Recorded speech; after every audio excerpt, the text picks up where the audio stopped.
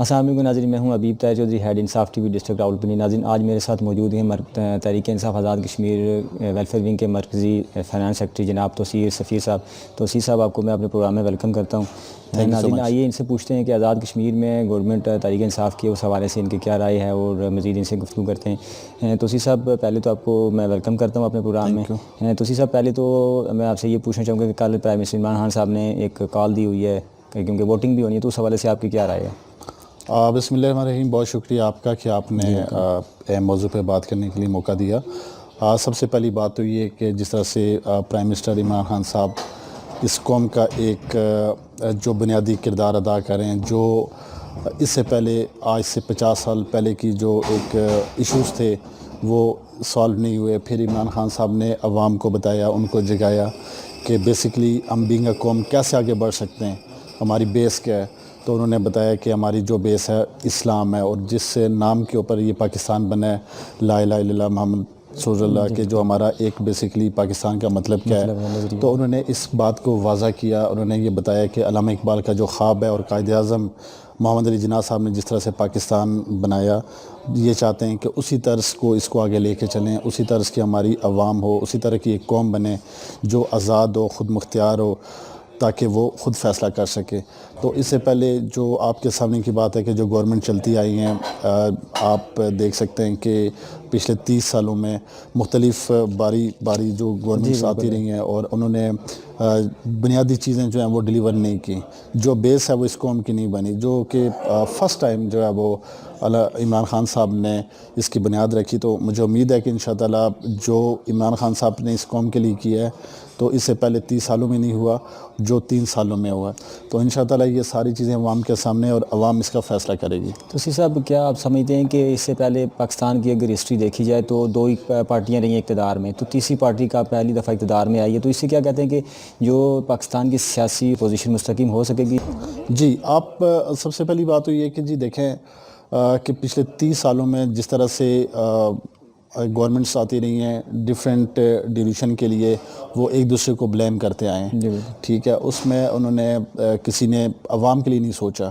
آپ کرپشن کی طرف دیکھیں تو کرپشن اس طرح کی ہوئی ہے کہ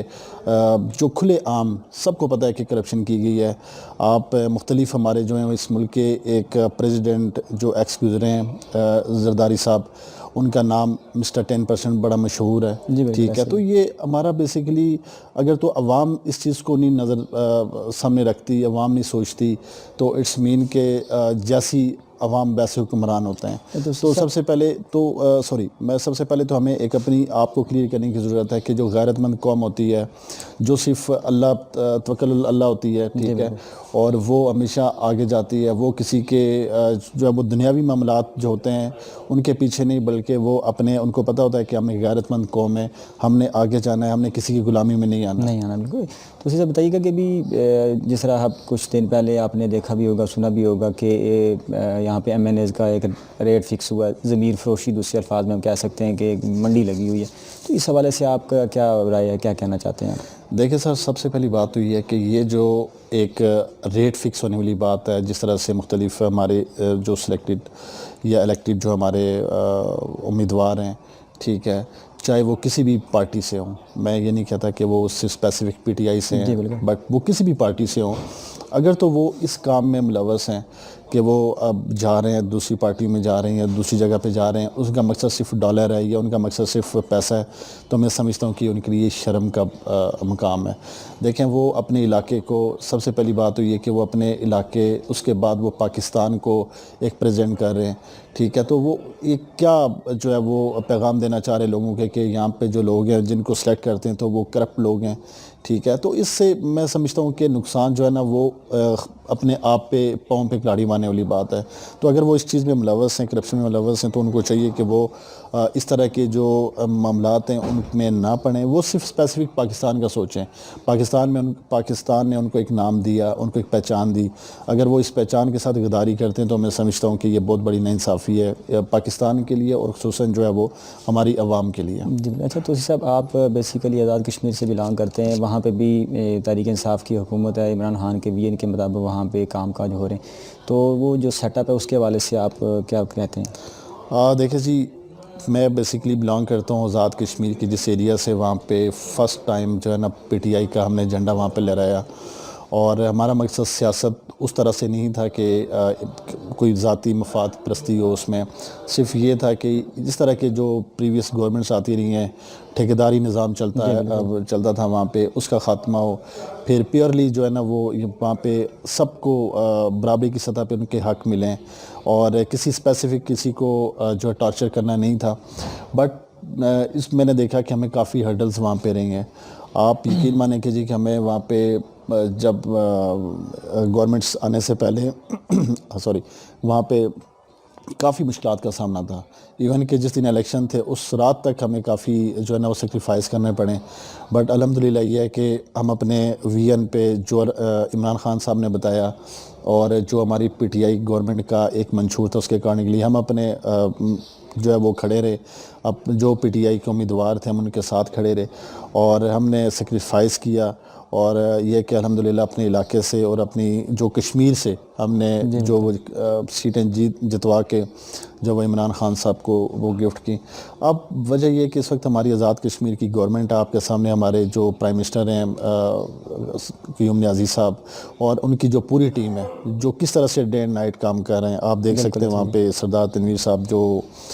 سینئر وزیر بھی ہیں، اسی طرح سے وہ president Azad Kashmir P T I کے بھی ہیں، اور چیئرمین مائنہ عمل درآمد کمیشن راجہ منصور خان صاحب ڈے اینڈ نائٹ وہ کوشش کر رہے ہیں کہ وہ جو میکسیمم ایفرٹ کر سکتے ہیں، میکسیمم کوشش کر سکتے ہیں تو وہ کوشش کریں تاکہ وہ ایک جو سٹرکچر ہے جو اس کی بنیاد ہے وہ رکھ لیں. آپ ریسنٹلی دیکھیں وہاں پہ جس طرح سے بیت المال کی طرف سے وہاں پہ احساس سینٹر قائم کیے گیا، سویٹ ہومز قائم کیے گئے، ساتھ ساتھ چیک اینڈ بیلنس ہے جو اس سے پہلے پروجیکٹس ہو رہے ہیں ان کے اوپر چیک اینڈ بیلنس جو ہے پراپرلی ہو رہا ہے. لیکن اس سے پہلے آپ گورنمنٹ دیکھیں کہ وہاں پہ تو اس طرح کا چیک اینڈ بیلنس نہیں تھا. ٹھیک ہے، تو یہ کہ کوشش کریں، اچھائی کی کوشش کریں، تو انشاءاللہ مجھے امید ہے کہ جو ہے یہ اچھا ڈیلیور کریں گے، اور بہترین ہوگا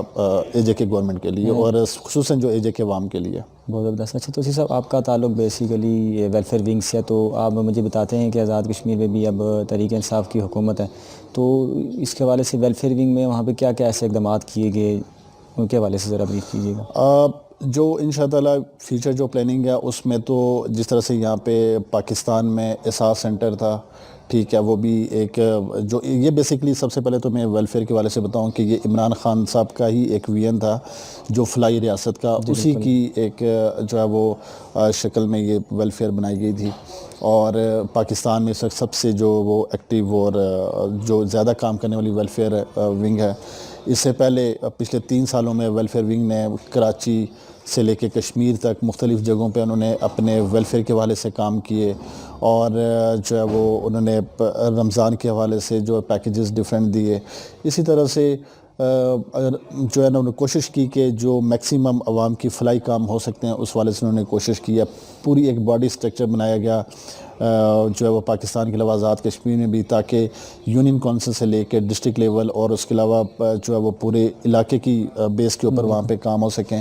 یہ ایک ایسا سٹرکچر تھا کہ لیٹ سپوز کہ آپ کے اگر یونین کونسل میں وہاں پہ کوئی بھی پرسن جس تک آپ کی رسائی نہیں ہو سکتی، یا کسی M N A M P A کی رسائی نہیں ہو سکتی، یا کسی ایم ایل اے کی رسائی نہیں ہو سکتی، تو وہاں پہ ان کے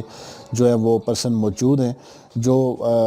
چیک اینڈ بیلنس کر سکتے ہیں کہ وہاں پہ کون نیڈی ہے اور کون جس کو ضرورت ہے. تو اس کے اکارڈنگلی اس طرح کا یہ ایک وین تھا. بٹ جو اس سے پہلے احساس پروگرام شروع کیا گیا، شیلٹر ہوم سٹارٹ کیے گئے، ٹھیک ہے، اور ڈیفرنٹ جو ہے نا وہ ساری جو ہے نا لڑی آپ کہہ سکتے ہیں وہ ویلفیئر سے ہی ملتی ہے. تو اس وقت جو ہے تقریباً 38-39 ایسے پروگرامس ہیں جو پاکستان میں سٹارٹ ہیں، تو انشاءاللہ وہ ویلفیئر ونگ کے ساتھ ہی ان کے جو ہے نا وہ جڑے ہوئے ہیں. اچھا تو سب کیا بتا سکتے ہیں کہ آزاد کشمیر میں جو گورنمنٹ ہے اس کی جو کارکردگی ہے اس پہ آپ مطمئن ہیں؟ اس سے پہلے کی جو کارکردگی ہے وہ ڈیفینیٹلی ابھی انیشیل بیسس پہ وہ کام کر رہے ہیں، تو میں سمجھتا ہوں کہ اچھا کام کر رہے ہیں. اور جس طرح سے ایک ٹیم ورک ہونا چاہیے، جس طرح سے ایک جو ہے وہ پارٹی کا بیس ہوتا ہے، تو اس کے اکارڈنگلی تو ابھی تک تو بہت اچھا کام چل رہا ہے. اور میں سمجھتا ہوں کہ یہی ٹیم برقرار رہی تو وہ اچھا ڈیلیور کریں گے. مقصد تو یہ ہے کہ عام ایک عوام تک جہاں پہ رسائی ممکن نہیں ہے, جہاں پہ اپروچ نہیں ہے,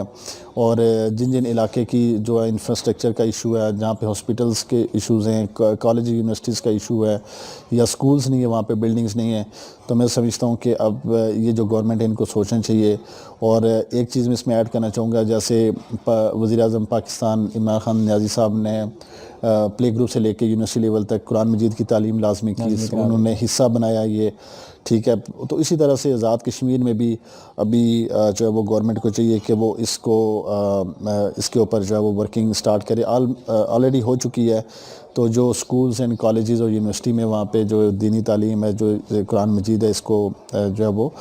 پڑھایا جا سکے. اس کے لیے میں سمجھتا ہوں کہ جتنے بھی ہمارے فارغ التحصیل مدارس سے جو اساتذہ اکرام ہیں یا وہاں پہ اسٹوڈنٹ ہیں, ان کو میری ایک رائے ہے کہ وہ آگے لے کے آئیں ان کو, تاکہ وہ ایگزیکٹلی بچوں کو جو ہے وہ دین اور قرآن مجید کے حوالے سے ان کو پڑھا سکیں. باقی جہاں تک ہمارے ہاسپٹلس کی بلڈنگز نہیں ہیں, موسٹلی یہ ہے کہ ہمارے عوام کسی ایسے ایریا میں بلانگ کرتے ہیں جہاں پہ ان کو ہاسپٹل تک پہنچتے ان کو ٹائم لگ جاتا ہے, وہاں پہ پراپر روڈز نہیں ہیں, اور وہاں پہ کوشش کرنی چاہیے کہ بیسک ہیلتھ یونٹس ہونے چاہیے, ٹھیک ہے. اور جن جو اپروچیبل نہیں ہے وہاں پہ, تاکہ بیسک ان کو جو ہے وہاں پہ ایڈس جو ہے وہ ملتی رہیں, تاکہ ان کو وہ ایشوز نہ ہو. باقی اسکول بلڈنگز کی سب سے میجر جو ہے وہ ہے بچوں کے لیے, تاکہ وہاں پہ بلڈنگز ہوں اسکول کی, تاکہ بچے وہاں پہ پڑھ سکیں. آپ دیکھیں جس طرح سے ہمارے نیبر پڑوسی ممالک ہیں, وہ کس طرح سے ایجوکیشن پہ انہوں نے توجہ دی ہوئی ہے, اور کس طرح سے وہاں پہ وہ IIT کے شعبے میں خصوصاً آگے جا رہے ہیں. تو میں سمجھتا ہوں کہ یہ سردار قیوم نیازی صاحب کے اوپر یہ رسپانسبلٹی بنتی ہے, خصوصاً دیوان چغتائی صاحب جو ہمارے منسٹر ہے ایجوکیشن کے. اسی طرح سے میں اسپیشلی راجہ منصور صاحب سے ریکویسٹ کروں گا کہ وہ اس کو بھی جو ہے وہ اس پہ خصوصی توجہ دیں, تاکہ جن ایریاز میں اسکول نہیں ہے, بلڈنگس نہیں ہے, اور ان کو جو ہے وہ کوشش کر کے ارجنٹ بیسس کے اوپر بنایا جا سکے. سب آپ بھی ایک نوجوان شخصیت ہیں, میرے پروگرام کے طرف میرے پروگرام میں آ کے آپ نوجوانوں کو کیا میسیج دینا چاہیں گے, سیاسی حوالے سے یا دوسرے جو بھی ایک ایکٹیویٹیز ہوئی ہوتی ہیں اس کے حوالے سے؟ عبیر صاحب, میں بلانگ کرتا ہوں سر ایک مڈل کلاس فیملی سے. میرے والد صاحب ایک فارمر ہیں, کسان ہیں, اور وہ ایک مزدور ہیں, ٹھیک ہے. انہوں نے ہمیں ایک بیس ہماری بنائی تعلیم کے حوالے سے, انہوں نے تعلیم دلوائی, ایجوکیشن دلوائی, جو وہ نہیں کر سکتے تھے انہوں نے ہمیں ایکسٹرا نہیں جا کے وہ کی, اور آج بھی وہ سیم ان کی روٹین ویسی ہے. اور الحمدللہ یہ ہے کہ میں جو اپنے علاقے میں فرسٹ ٹائم جو ہے وہ پولیٹیکلی ایکٹیویٹیز میں شامل ہوا ہوں, اور میں شکر گزار ہوں عمران خان صاحب نیازی صاحب کا, اور خصوصاً اپنی میں جو ہمارے آزاد کشمیر کے جو ممبران ہیں, میں ان کا بھی شکر ادا کرتا ہوں کہ جنہوں نے مجھے موقع دیا, اور میں نے کوشش کی کہ میں اچھا ڈیلیور کر سکوں, اچھا کام کر سکوں, تو میں نے کوشش اچھی کی ہے. بٹ میری ریکویسٹ تمام ان نوجوانوں سے ہے کہ جو یہ سمجھتے ہیں کہ ان کو تعلیم کے ساتھ ساتھ وہ باقی ایکٹیویٹیز جیسے کھیل میں بھی حصہ لیں, اور جو سوشل ایکٹیویٹیز میں بھی وہ بھرپور حصہ لیں, تو وہ آگے جانے کے چانسز جو ہے ان کے لیے زیادہ ہیں. کیونکہ آج کا دور ہے وہ جس طرح سے پرانا دور چلتا آیا تھا جی, کہ ایک ہی ٹھیکیدار جو ہے وہ علاقے میں چل رہا ہے, اور ایک ہی ٹھیکیدار کی سنی جا رہی ہے, وہی کام کروا رہا ہے, نہیں کروا رہا تو اسی کی ہے. بٹ اب جو ہے موقع ہے کہ نوجوانوں کو وہ آگے نکلیں, وہ اپنے اچھے کا اور برے کا خود سوچ سکتے ہیں. آپ اپنے دیکھیں پولیٹیکلی جو ہے وہ پسند ناپسند ایک میں سمجھتا ہوں کہ ایک یہ معنی نہیں رکھتی, بٹ بینگ اے ہیومینٹی آپ اپنے لوگوں کے ساتھ جو ہے وہ حسن سلوک سے پیش آئیں. مجھے الیکشن کے دوران جس طرح سے ہمیں ڈیفرنٹ ایریاز میں جو ہے وہ مختلف قسم کی باتیں سننی پڑتی ہیں, بٹ ہم نے ان کو جو ہے وہ ایوائڈ کیا, سیکریفائز کیا. بٹ میری ریکویسٹ یہ ہے کہ میرا مقصد کسی سے ذاتیات نہیں ہے, ہمارا مقصد کسی سے کوئی یہ نہیں ہے کہ کوئی کسی بڑی برادری سے ہے, یا وہ کسی بھی جو ہے وہ اس طرح کے اس کی تعلقات ہیں. میں یہ سمجھتا ہوں کہ بینگ اے ہیومینٹی سب جو ہے وہ برابری کے حصہ دار ہیں, ایک دوسرے کی عزت جو ہے برابری کی سطح پہ کی جائے, ٹھیک ہے. اور نوجوانوں کو خصوصاً آگے آنا چاہیے, اور جس طرح سے ہم نے محنت کی ہے, اور کوشش کی ہے کہ ہم اچھا ڈیلیور کر سکیں. انشاءاللہ آگے بھی ڈیلیور کریں گے. بہت شکریہ توصیف صاحب، آپ نے ہمیں ٹائم دیا. Thank you. ناظرین یہ تھے توصیف صاحب جو پاکستان تحریک انصاف آزاد کشمیر ویلفیئر ونگ کے سیکرٹری فائنانس ہیں.